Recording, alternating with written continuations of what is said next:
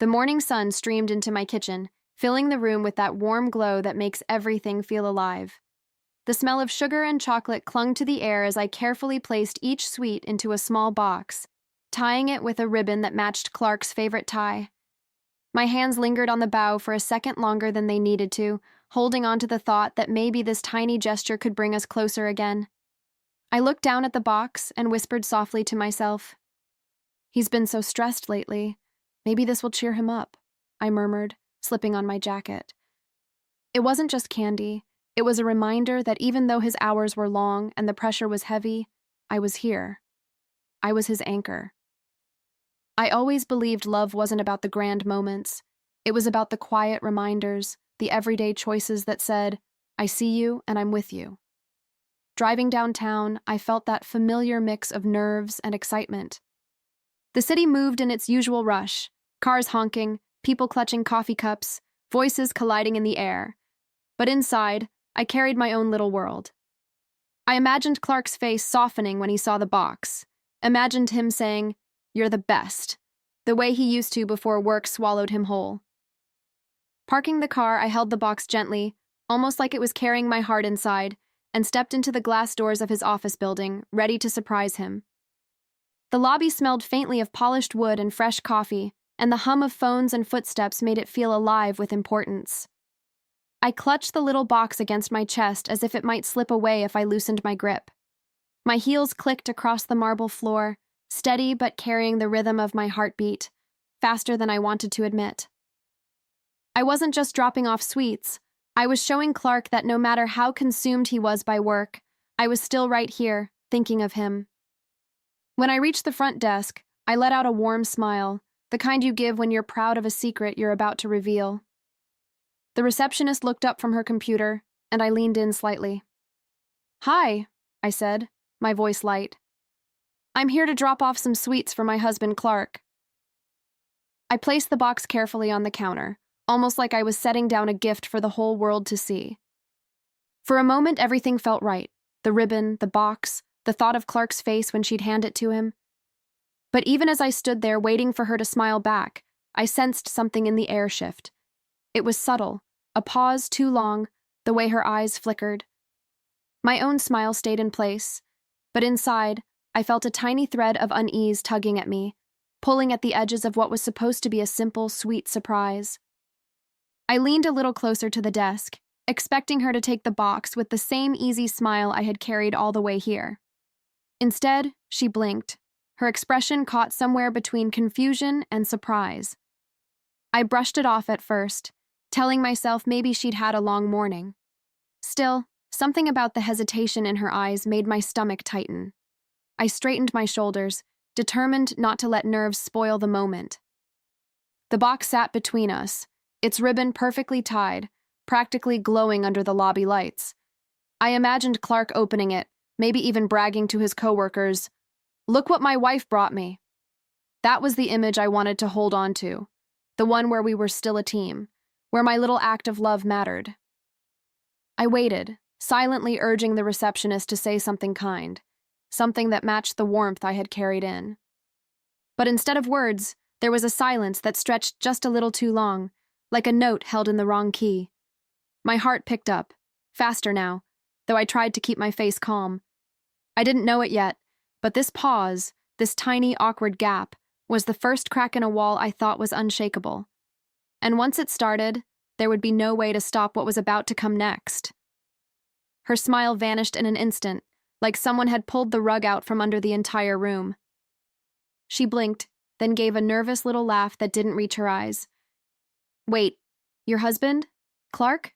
No, that can't be right." For a split second, I thought I'd misheard her. My brain scrambled, replaying her words on a loop, but each time they hit harder. I felt my breath catch, but I forced my voice to stay steady.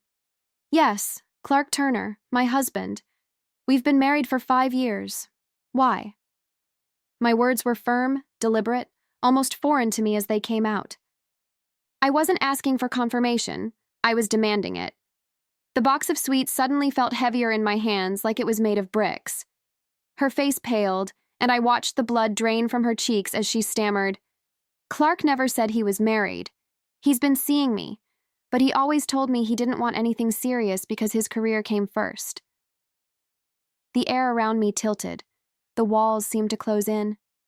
My hands trembled, the ribbon on the box slipping between my fingers. In that frozen moment, everything I thought I knew began to unravel. I could barely process her words.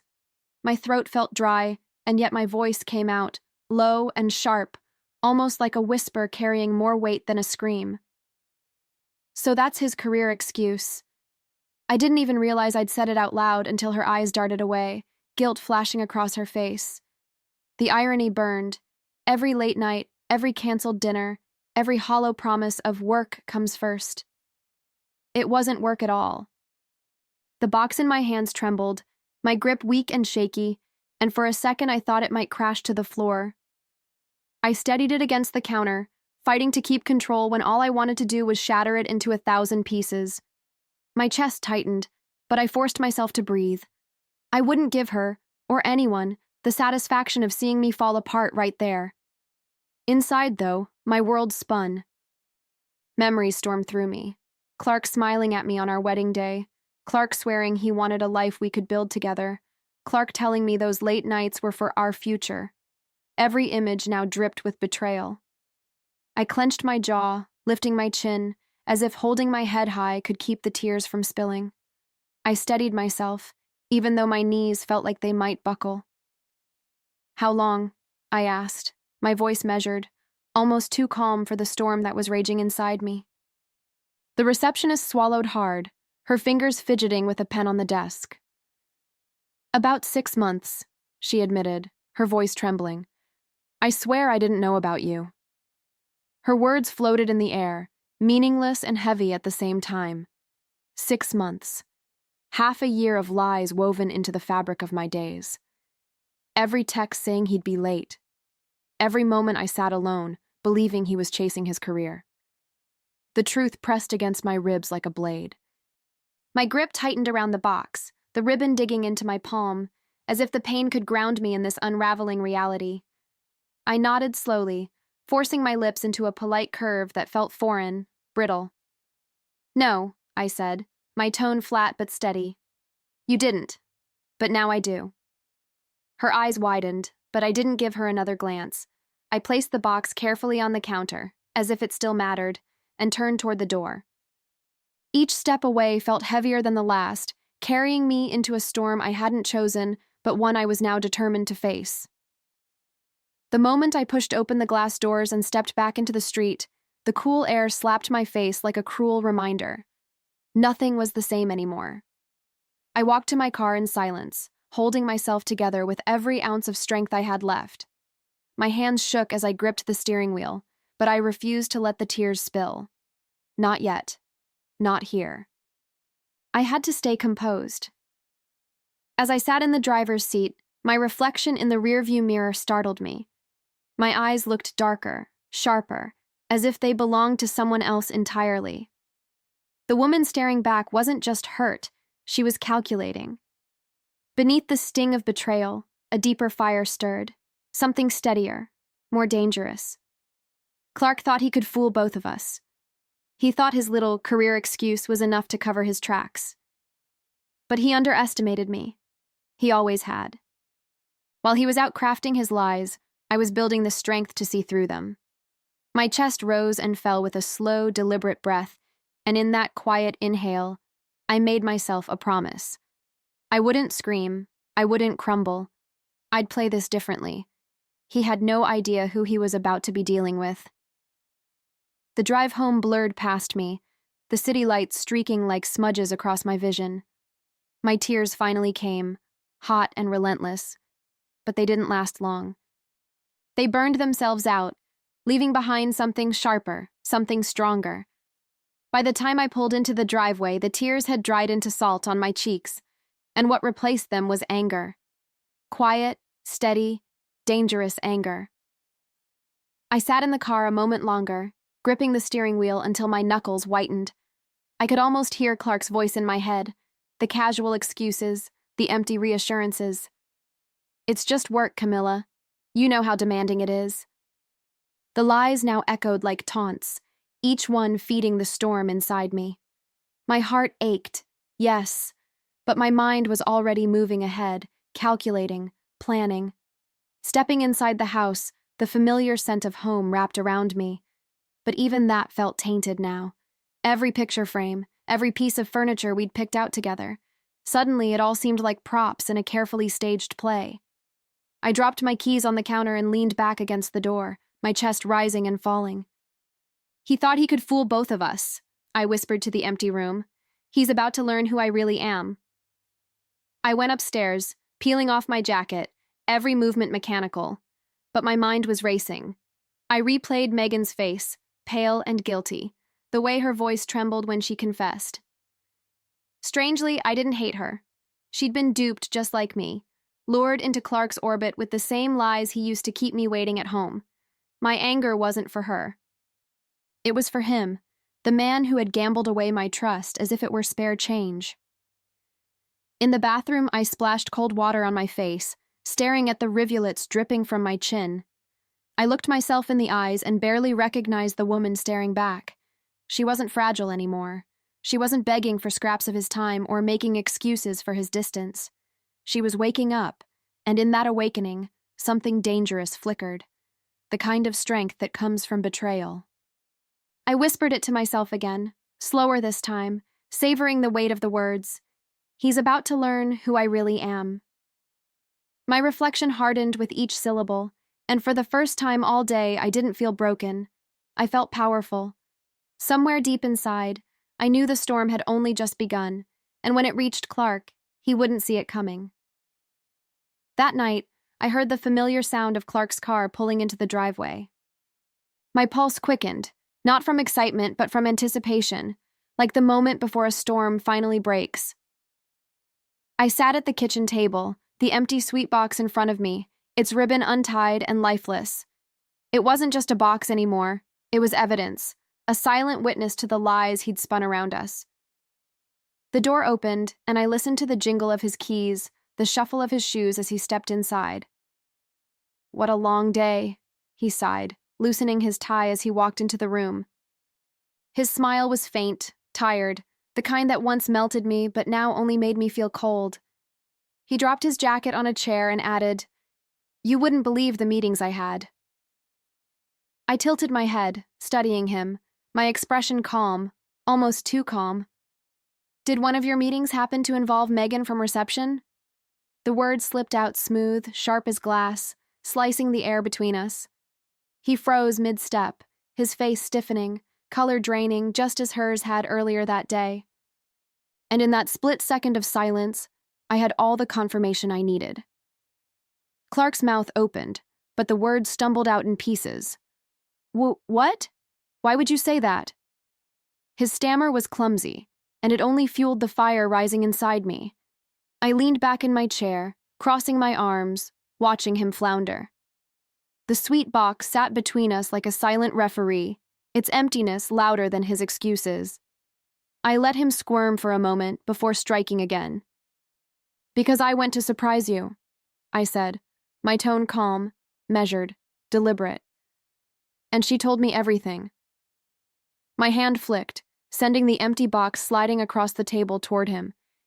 It hit his side of the table with a dull thud. His eyes darted down at it, then back at me, panic flickering in his gaze. He swallowed hard, his shoulders tensing. "Camilla, listen," he started, his voice rising in desperation. "It's not what it looks like." But I cut him off, my words slicing sharper than his lies. "Stop lying." My voice rang out, steady, filled with a conviction he hadn't heard from me in years. "You told her you weren't serious because of your career. Funny, isn't it? That career of yours is about to cost you everything." He stepped closer, his hands raised as if he could calm the storm he had created. "Camilla, please, just let me explain." But I didn't flinch, didn't give him the chance to weave another story. For years, I had bent to his excuses, swallowed his late nights, and soothed his stress. Not anymore. My silence cut deeper than any outburst could, and he knew it. His voice cracked as he tried again. "It was a mistake, I swear. She means nothing to me." The irony of those words made me laugh bitterly, the sound startling even me. I shook my head slowly, my eyes locked on his. You've spent months lying to me, to her, to yourself, and you think words will fix that? No, Clark. Not this time. I rose from my chair, my body calm, but my blood blazing with resolve. You wanted your career to be your excuse? I said, my voice firm, final. Then let it be the only thing you have left. Because after this, you won't have me. I brushed past him, the weight of his silence following me like a shadow, but inside, I felt lighter, because I knew exactly what I would do next. The very next morning, I gathered every document I needed, marriage certificates, bank statements, the prenup Clark thought would always protect him. My hands no longer trembled as I slid them neatly into a folder. I wasn't acting out of impulse. I was moving with purpose. Each page was a weapon, and I intended to use them all. At the lawyer's office, I sat across from her polished desk, the air cool and quiet, my heart steady for the first time in days. She adjusted her glasses, scanning the papers with a sharp eye. With his infidelity as grounds, you'll leave with the house and joint assets, she explained. Her voice was calm, matter-of-fact, but to me, it sounded like victory.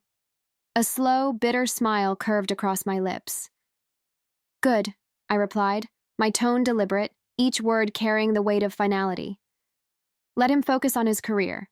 He'll need it, because it's all he'll have left. I could already picture him in that office, alone with his excuses, stripped of the life he thought he controlled. For once, the balance of power was mine. When I left the lawyer's office, my phone buzzed with Clark's name lighting up the screen. Missed call after missed call stacked one on top of the other, as if his desperation could undo what he had done. I didn't answer, not once. For years, I had been the one waiting, hoping, forgiving. Now it was his turn to sit in silence, to feel the sting of being ignored. At home, I packed quietly, methodically. Every drawer I opened, every item I placed in a suitcase felt like shedding another layer of lies. His shirts hung neatly in the closet, the scent of his cologne still clinging to the fabric, but it no longer made me ache. It made me stronger. He had used that scent to cover his secrets, and now it only reminded me why I was walking away. By the time evening came, the house was calm, almost eerily so. I sat at the dining table with a cup of tea, my documents safe in a folder beside me, while his calls continued to flood in.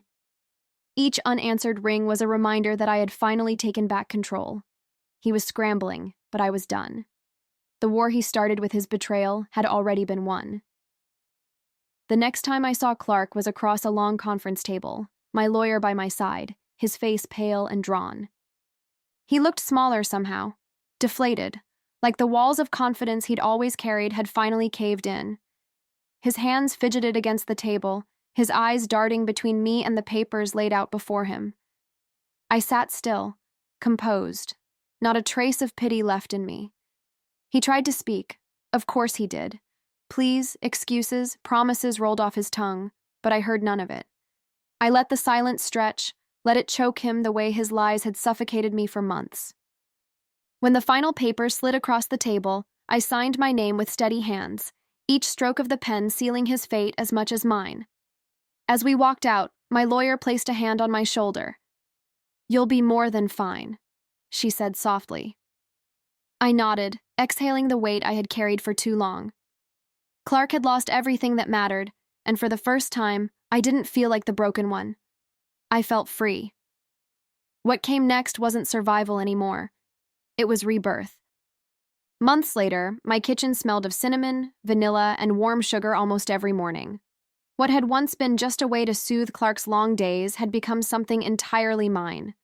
I had turned my baking into a small business, one that filled my days with joy, purpose, and the kind of peace I never knew I needed. The hum of the oven, the clink of mixing bowls, the soft laughter of customers. This was my new rhythm. One afternoon, as I arranged frosted cakes in a display box, my friend leaned against the counter, eyeing me with a grin. "So," she teased, "do you ever think about Clark?" I laughed, the sound light, genuine, free of the bitterness that once weighed me down. Wiping a smear of frosting from my hand, I shook my head with a smile. Only when I remember how sweet it feels to live without lies, I told her, sealing the box with a flourish. And in that moment, I realized the truth. Clark hadn't broken me. He had freed me. By betraying me, he gave me the push I needed to reclaim myself, and in doing so, I discovered a life more fulfilling than anything I had before. Word about my little bakery spread faster than I expected. Neighbors, friends, even strangers came through the door, drawn in by the smell and the warmth I poured into every recipe. Each cake I decorated, each pastry I boxed, felt like a chapter of healing, proof that something beautiful could rise from the ashes of betrayal. My customers didn't just leave with sweets. They left with pieces of the strength I had rediscovered. Meanwhile, I heard whispers about Clark. Megan had ended things with him once she saw the truth laid bare. His reputation at work was unraveling, colleagues side-eyeing him with that mix of pity and disgust reserved for liars caught in their own traps. And though I didn't rejoice in his downfall, I couldn't deny the justice in it. He had gambled everything, and this time, there was no bluff to save him. I'd walk past his old office building sometimes on my way to make deliveries, the sight of those glass doors no longer stinging. Instead, I felt taller, lighter, as if the very city had shifted in my favor. That lobby had once held the moment my world shattered, but now it was just another building, another place where I had learned who I really was. The day I hung the final sign outside my shop, I stood back and let the words sink in. Fresh starts baked daily. It wasn't just a slogan, it was my story, carved into wood and painted with hope. Customers walked in, the bell chiming softly above the door, and I felt the kind of pride that comes when you know you've rebuilt yourself with your own two hands. I whispered to myself as I arranged a tray of cupcakes. He thought he could fool me. Instead, he freed me. The words weren't bitter anymore. They were liberating, almost like a blessing. I had taken what was meant to break me and turned it into something sweeter, richer, lasting. For the first time, I wasn't surviving. I was thriving. As the sun set, golden light streaming through the windows, I tied my apron and prepared for the next day. My life was no longer defined by Clark's excuses or his betrayal. It was defined by me, by resilience, by courage, by joy. And with every cake that left my bakery, I shared a piece of that freedom, one sweet bite at a time.